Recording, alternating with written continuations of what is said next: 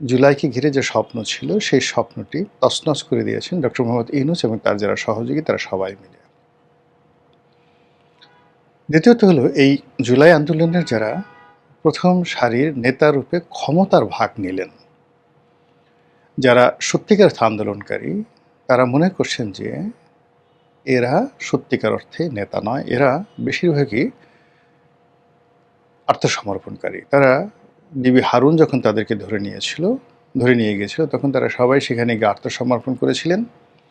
তাদের আত্মীয়স্বজন বিবৃতি দিয়েছিলেন এবং তারা আন্দোলন প্রত্যাহার করার জন্য লিখিতভাবে ঘোষণা দিয়েছিলেন।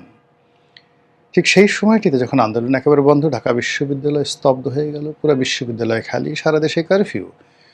ঠিক সেই সময় কোথা থেকে যেন রণ উন্মাদনা শুরু হয়ে গেল রামপুরাতে, বাড্ডাতে, মেরুল বাড্ডা, এরপরে কুড়িল বিশ্ব রোড থেকে শুরু করে উত্তরার বিস্তীর্ণ অঞ্চলে। মূলত এখানে আসলে আন্দোলনটা দানা বেঁধেছে। এরপরে চূড়ান্ত পর্যায়ে এই কয়টা এলাকার বাইরে গিয়ে মূলত মোহাম্মদপুর এলাকা উত্তপ্ত হয়ে ওঠে, ভীষণভাবে উত্তপ্ত হয়ে ওঠে। এবং এই যে আন্দোলন যখন তুঙ্গে, আমি একেবারে বিশেষ করে আমি বলবো যে জুলাই মাসের শেষ সপ্তাহে, কিংবা ধরুন আবু সাঈদ যে নিহত হলেন সেই দিনের ঘটনা আমার স্পষ্ট মনে আছে।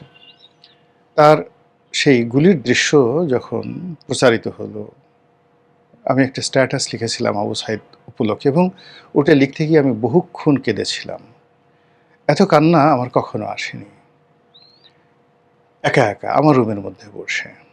এবং ওই যে আবু সাঈদকে নিয়ে যে স্ট্যাটাসটা দিয়েছিলাম, আপনারা যদি পড়েন আশা করি আপনাদেরও কান্না আসবে, আবেগপ্রবণ হয়ে পড়বেন। তো এরকম জুলাইতে যারা অবস্থান থেকে কন্ট্রিবিউট করেছেন তারা প্রায় সবাই হতাশ।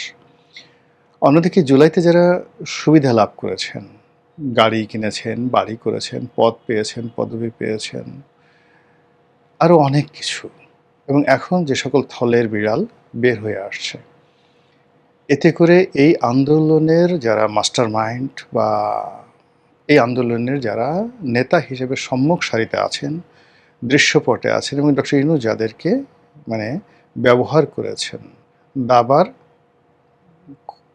গুটি হিসাবে, তো তাদের ব্যাপারে আপনার যে অনুভূতি, বুকের উপর হাত দিয়ে বলেন তো, আপনি এদেরকে যদি একা একা পান তাহলে আপনি আপনার অনুভূতিটা কিভাবে প্রকাশ করবেন, কি বলবেন তাদের কাছে? আবার অন্যদিকে যেটা হলো যে গত 2 বছর ধরে আমাদের এই সমাজে যে সকল গালি, যে সকল গালাজ, এগুলো অনেকটা মানুষের পোশাকের মতো হয়ে গেছে। মনে হচ্ছে যে জুলাই যোদ্ধা সে যদি একটু গালি না দেয় তাহলে বোধহয় তার যে যুদ্ধ, সেই যুদ্ধটা পূর্ণতা পেল না। মুক্তিযুদ্ধের সময় যেভাবে একজনের হাতে একটা হাতিয়ার ছিল, একজনের হাতে একটা পতাকা ছিল, মানুষের কণ্ঠে স্লোগান ছিল, মুক্তিযোদ্ধাদের কণ্ঠে স্লোগান ছিল, কিছু অত্যন্ত জনপ্রিয় গান ছিল, এই সামগ্রিকভাবে মনে হতো যে এটা মুক্তিযুদ্ধ।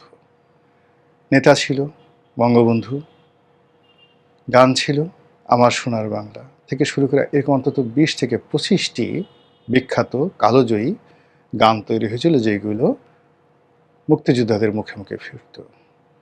সেখানে টেলিভিশনের অনুষ্ঠান ছিল না, কিন্তু রেডিও, বিবিসি ছিল, স্বাধীন বাংলা বেতার কেন্দ্র ছিল, এম.আর. আখতার মুকুল ছিল, চরমপত্র ছিল, এক অসাধারণ উপাখ্যান। মানুষ শত কষ্টের মধ্যেও খুব কষ্ট